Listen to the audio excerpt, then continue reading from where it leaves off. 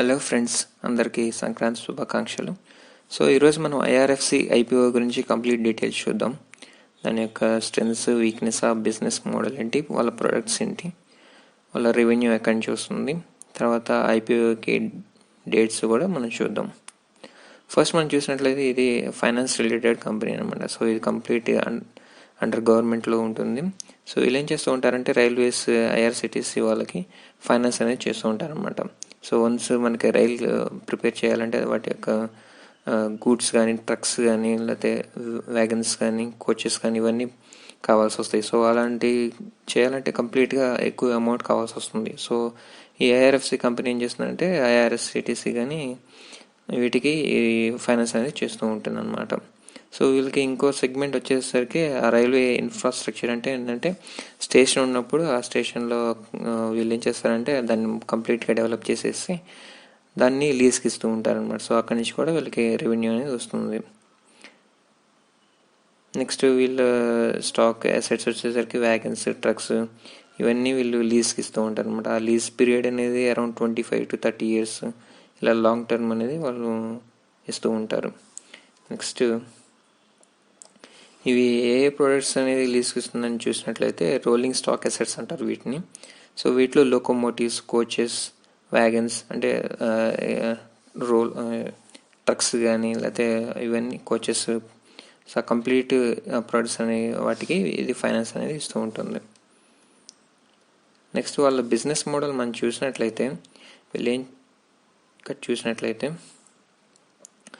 So first ఏంటంటే వీళ్ళు bond అంటే రైజ్ చేస్తారన్నమాట. ఫస్ట్ మనీ వీళ్ళు ఏంటంటే బాండ్స్ అనేది క్రియేట్ చేసేదాను, ఇంత అమౌంట్ 1000 crores బాండ్ క్రియేట్ చేస్తాను, ఆ బాండ్ నుంచి సెల్ చేసి వీళ్ళు మనీ అనేది రేస్ చేస్తారనమాట.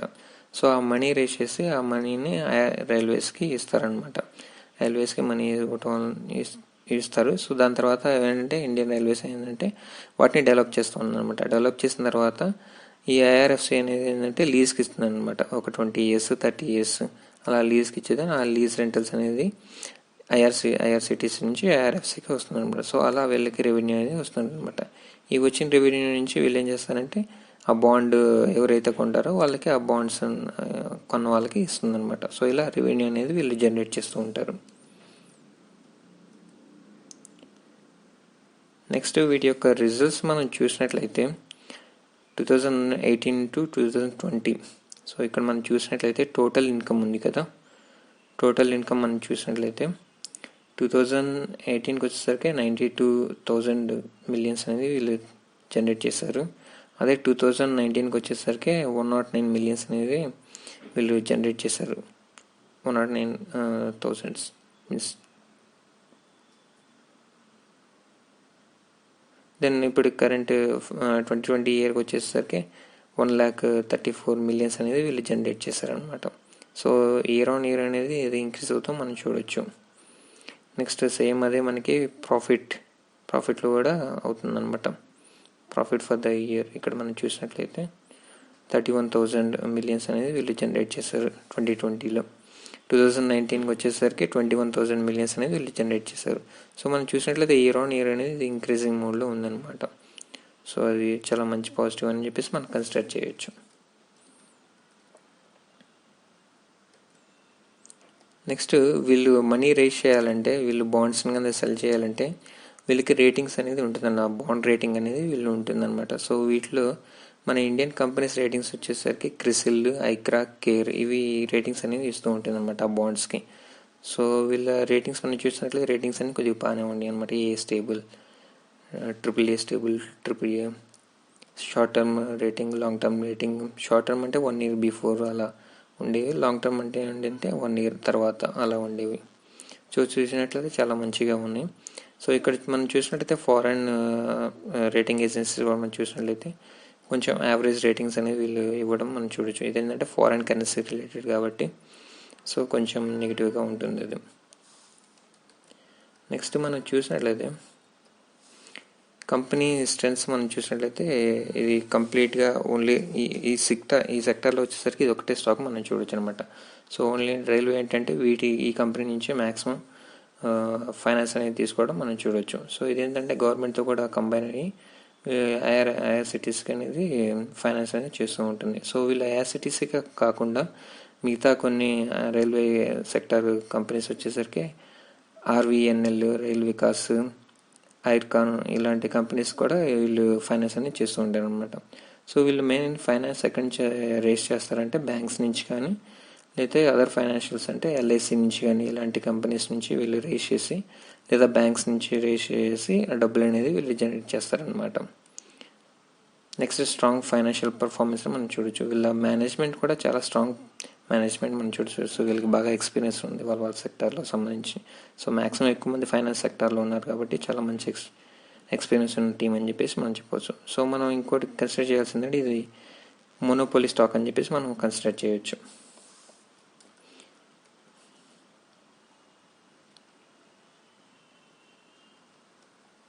నెక్స్ట్ ఈ స్టాక్ మన రిస్క్స్ మనం చూసినట్లయితే ఇది కంప్లీట్ గవర్నమెంట్ అండర్లో ఉంటుంది. సో కొన్నిసార్లు గవర్నమెంట్ రూల్స్ అండ్ రెగ్యులేషన్స్ మారినప్పుడు ఈ కంపెనీ మీద చేంజ్ అనేది పడుతుంది.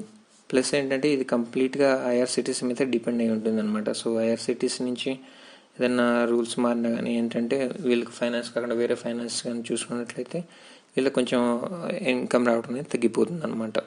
నెక్స్ట్ ఏంటంటే వీళ్ళు లీజ్ అనేది చేస్తూ ఉంటారు కదా, లీజ్ టర్మ్స్ అండ్ కండిషన్స్ మారినా కానీ గవర్నమెంట్ నుంచి, సో వీళ్ళకి ఏంటంటే రెవెన్యూ తగ్గడం మనం చూడొచ్చు అనమాట.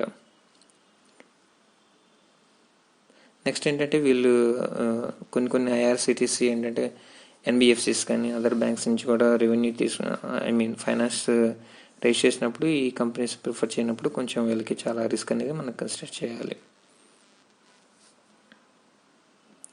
నెక్స్ట్ ఈ కంపెనీ యొక్క టెంటేటివ్ డేట్స్ మనం చూద్దాం.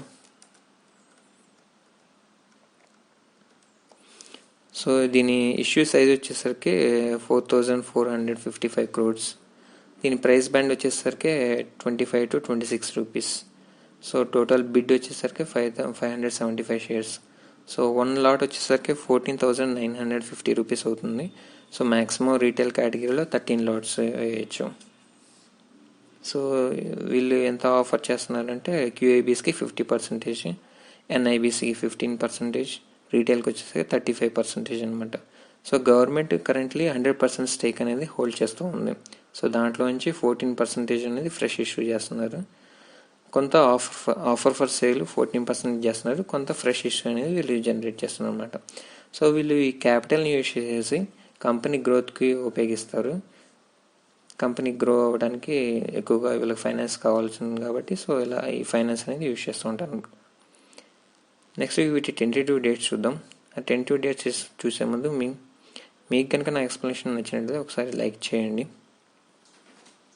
నెక్స్ట్ వీటి డేట్స్ వచ్చేసరికి ఓపెనింగ్ వచ్చేసరికి January 18th మండే నుంచి వెన్స్డే వరకు ఉంటుంది. So 3 days 18th to 28th ఉంటుంది.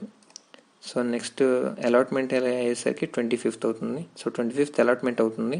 సో 26th అనేది మనకి స్టేటస్ తెలుస్తుంది. రీఫండ్స్ అనేది 27th అవుతుంది. షేర్స్ అనేవి మనకి January 28th వస్తుంది. లిస్టింగ్ డేట్ వచ్చేసరికి January 29th. సో ఈ ఐపీఓ అనేది మనం సబ్స్క్రిప్షన్ బట్టి మనం చూడొచ్చు. కరెంట్లీ గ్రే మార్కెట్ ప్రీమియం అంత బాగా ఎక్కువ ఏం లేదు, జస్ట్ 20%, 30% అలా ఉంది. సో మార్కెట్ ఇంకా పాజిటివ్గా ఉంటే ఈ గ్రే మార్కెట్ ప్రీమియం కూడా పెరుగుతూ ఉంటుంది. సో మీరేం చేస్తారంటే 18th, 19th సబ్స్క్రిప్షన్ డేటా చూడండి. సో అప్పుడు చూసిన తర్వాత మీకు ఒక క్లారిఫికేషన్ వస్తుంది ఐపీఓకి అప్లై చేయాలా లేదా అని చెప్పేసి. సో 28th మీరు అప్లై చేయొచ్చు. మ్యాక్సిమం నెట్ బ్యాంకింగ్ నుంచి అప్లై చేయడానికి ట్రై చేయండి. సో ఏంటంటే ఈజీగా రీఫండ్స్ అనేది వస్తూ ఉంటుంది. యూపీఐ అయితే కొన్ని ఇష్యూస్ అనేది ఉంటుంది. సో దానివల్ల ఏంటంటే కొన్నిసార్లు వేరే వాళ్ళతో కమ్యూనికేట్ చేయాల్సి ఉంటుంది అనమాట. Next maximum me friends and family members demat account use చేసి అక్కడి నుంచి కూడా అప్లై చేయడానికి ట్రై చేయండి. సో దానివల్ల ఏంటంటే ఛాన్సెస్ అనేవి ఎక్కువ ఉంటాయి ఒకవేళ ఓవర్ సబ్స్క్రైబ్ అయితే.